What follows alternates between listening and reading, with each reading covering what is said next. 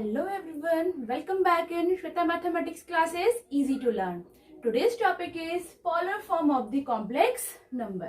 यानी कोई भी कॉम्प्लेक्स नंबर है उसको पोलर फॉर्म में कैसे कन्वर्ट किया जाता है, ये हमारे 11th क्लास सिलेबस में है.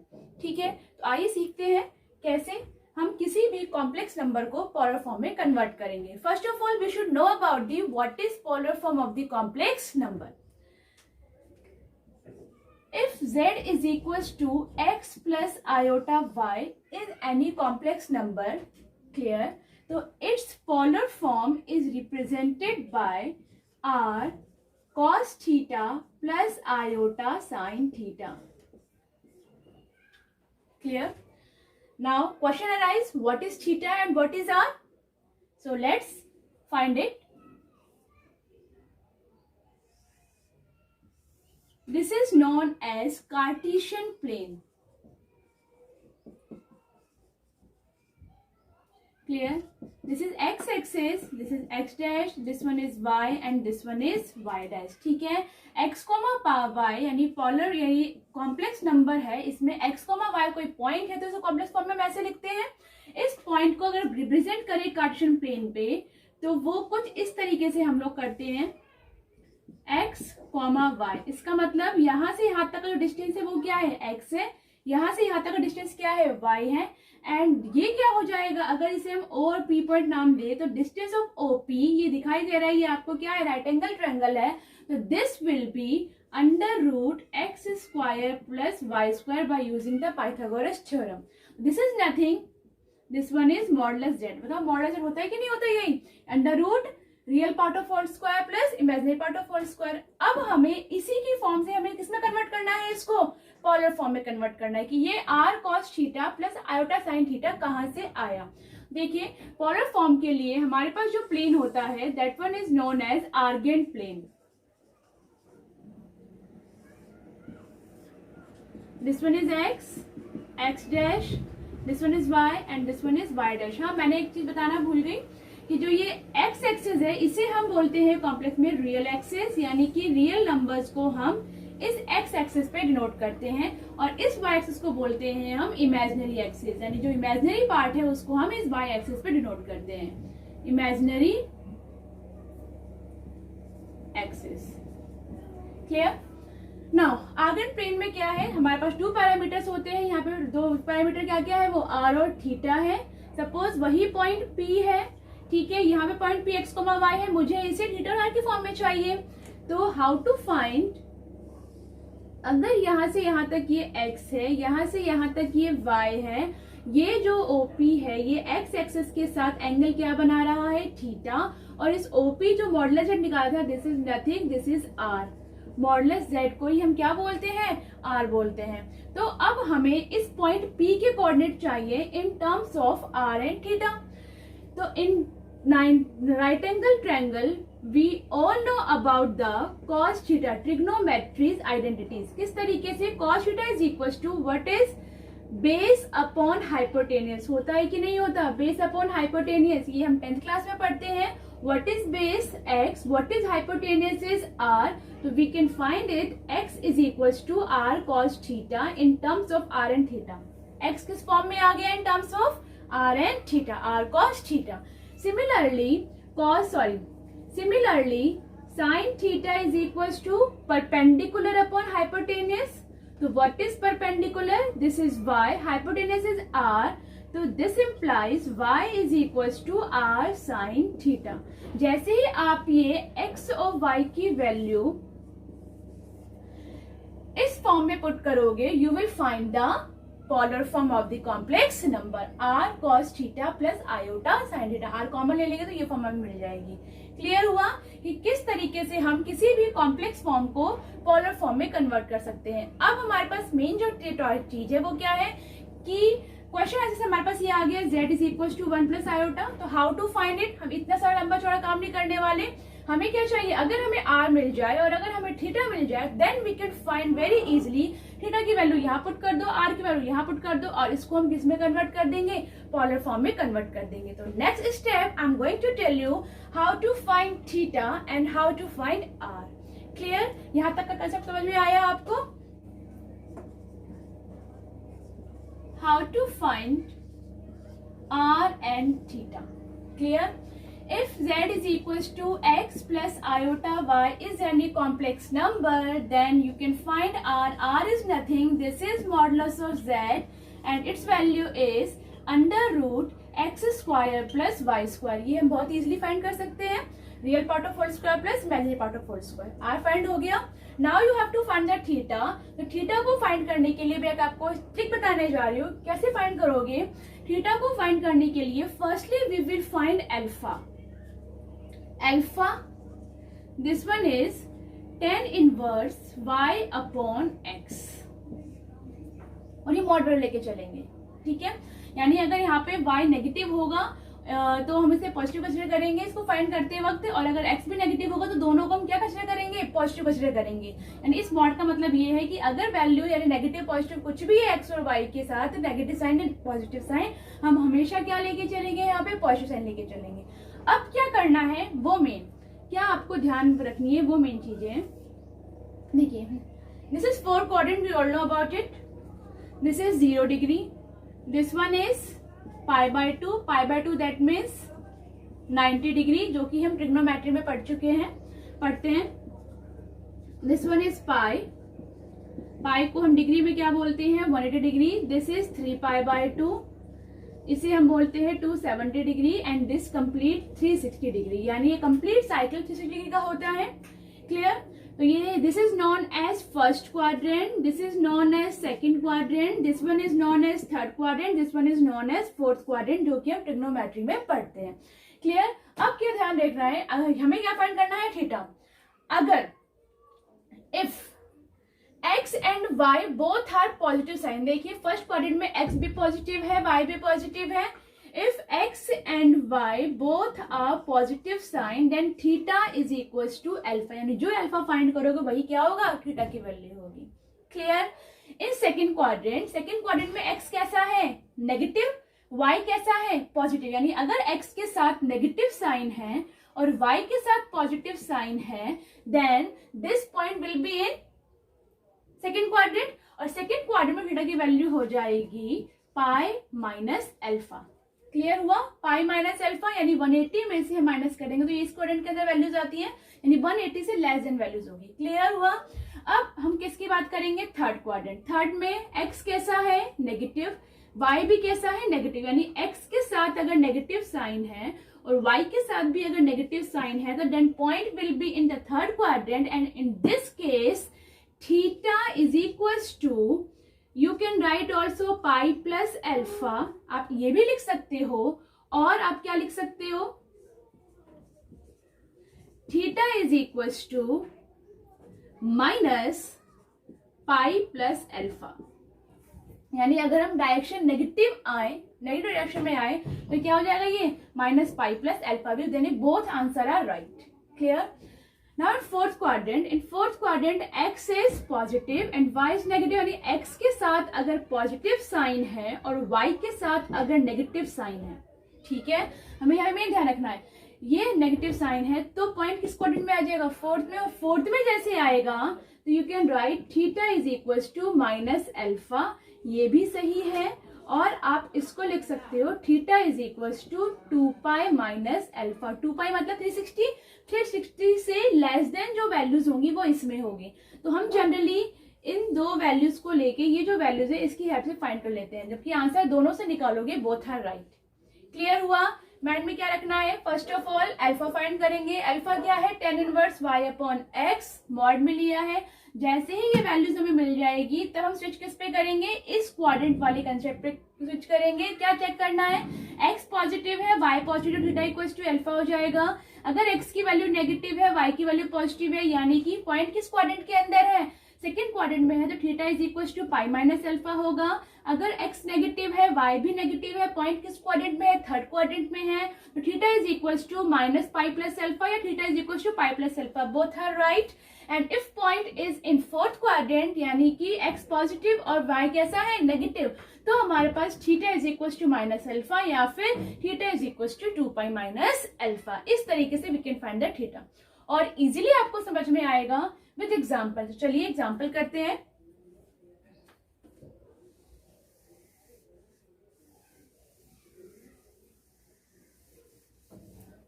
For example z is equals to 1 plus iota.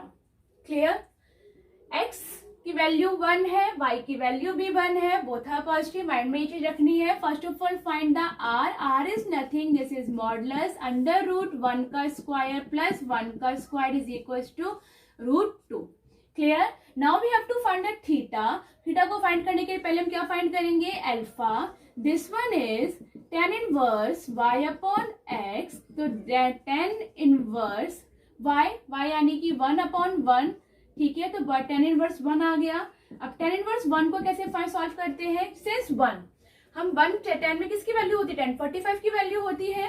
तो tan inverse tan 45 tan pi by 4. ठीक है, tan इनवर्स 10 कैंसिल आउट, तो ये क्या हो जाएगा? पाई by 4. Pi by 4 that means 45 degree. This is radian notation. ये रेडियन बता रहे हैं या फिर डिग्री में लिखना हो तो हम क्या लिखेंगे? इसे 45 डिग्री लिखेंगे. क्लियर? तो अल्फा की वैल्यू क्या आई? Pi by 4. But it is not theta. We have to find the theta. Theta find करने के लिए वही माइंड में क्या रखना है? चेक करो x कैसा है? पॉजिटिव. y कैसा है? पॉजिटिव. वही क्वाड्रेंट में जाओ, दोनों पॉजिटिव है तो थीटा की वैल्यू क्या होती थी इसमें? अल्फा. यानी theta is equals to alpha. That means theta की वैल्यू क्या आ जाएगी? पाई बाय 4. r मिल गया, थीटा मिल गया. You can write the polar form. z is equals to r cos theta plus iota sin theta. तो r cos theta, sorry, put the value of r root 2 cos pi by 4 plus iota sin pi by 4. तो this is your answer. यानी हमने complex form को किस में convert कर दिया? Polar form में कन्वर्ट कर दिया. क्लियर? Now next question.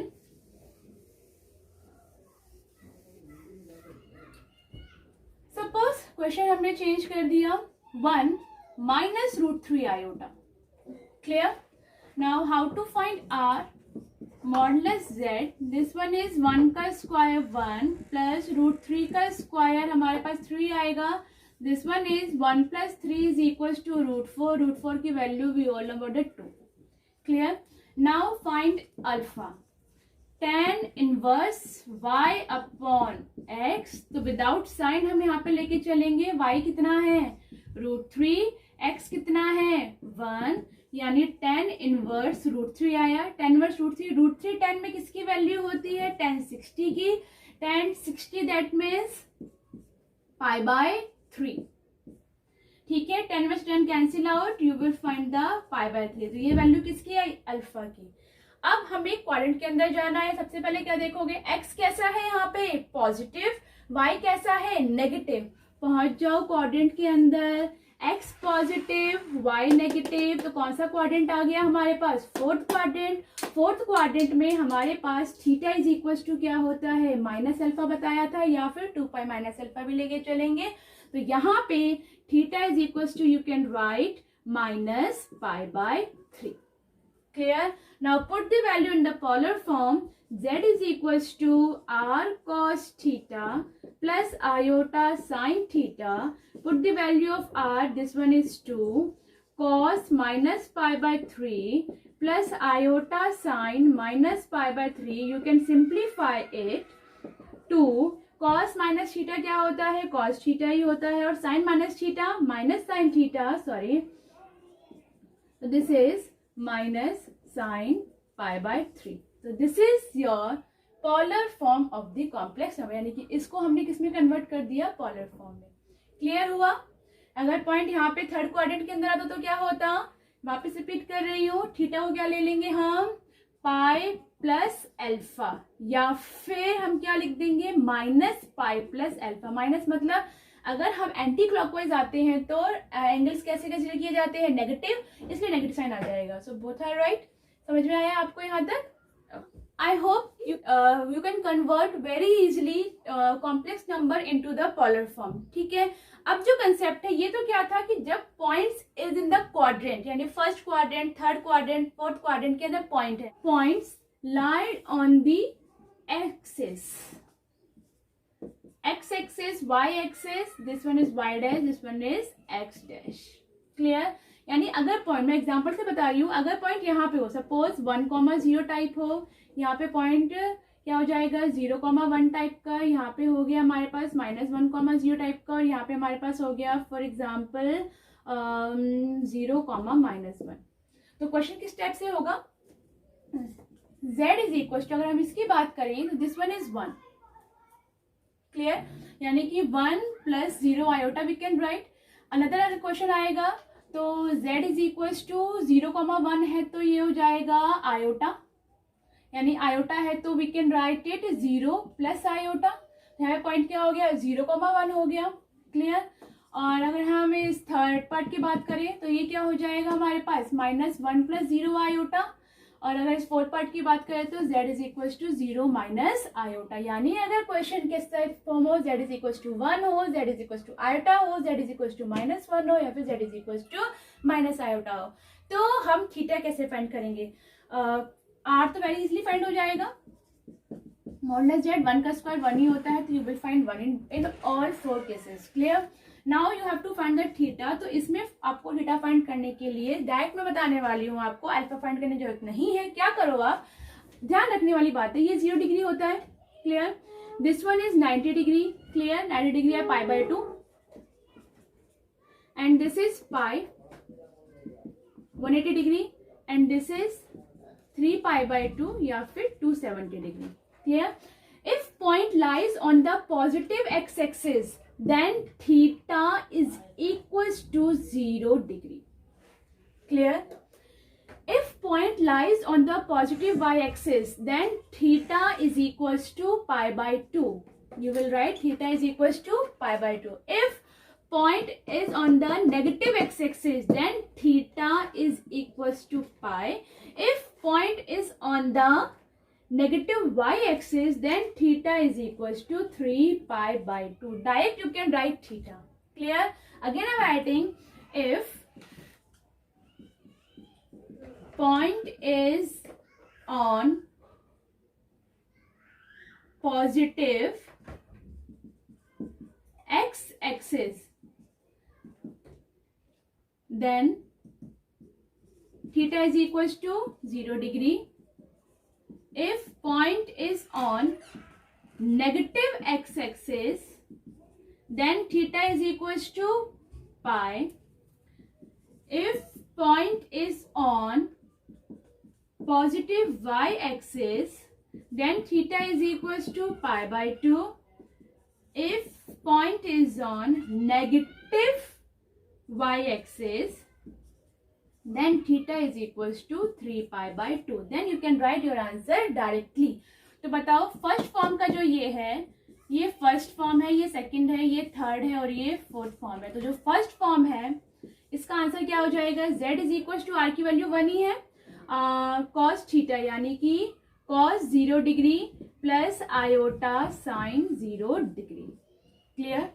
अब जो सेकंड फॉर्म है सेकंड फॉर्म है 0, आयोटा यानी 0,1 है, तो सेकंड फॉर्म में z इज इक्वल टू क्या हो जाएगा, cos, बताओ कौन सा क्वाड्रेंट है 0,1, ये सॉरी क्वाड्रेंट नहीं बोल रही, ये क्या है पॉजिटिव y एक्सिस है, तो cos π/2 plus iota sin π/2, clear. अगर हम थर्ड की बात करें तो ये थर्ड पार्ट क्या हो जाएगा, z is equal to power form में लिखेंगे तो cos pi plus iota sine pi, और फोर्थ पार्ट जो है क्या लिख दोगे आप इसे, cos 3 π/2 प्लस आयोटा साइन 3 π/2। समझ में आया। If point lies in the quadrant, what is the difference between point lies in the quadrant and point is on the axis, clear. I hope आप सभी को ये कंसेप्ट समझ में आया है। And one more thing, z is equal to r cos theta plus iota sine theta, z को तो r को तो बताया था क्या बोलते हैं हम, modulus of z, modulus of z, and theta is known as argument of z, यानी शॉर्ट फॉर्म में हम क्या बोलते हैं इसे, ARG, आर्गुमेंट ऑफ z। यानी क्वेश्चन हमारे पास कैसे आएगा कि convert the complex into the polar form, so हमें r और cos थीटा फॉर्म में फाइंड करना है, या फिर find the modulus and the argument of z of this complex number. इस तरीके से आप डिफरेंट वे से क्वेश्चन आपको मिल सकते हैं एग्जाम्स में। नाउ गाइस, आज की वीडियो में इतना ही। In my next video it will be on the 12th class topic 3D में जनरली स्टूडेंट्स को प्रॉब्लम्स आती हैं, तो वो टॉपिक मैं स्टार्ट करने वाली हूँ मेरे नेक्स्ट वीडियो में। और अगर अभी तक आपने मेरे चैनल को सब्सक्राइब नहीं किया है तो please subscribe and press the bell icon. If you like my video then please like and share it. Till then, good bye.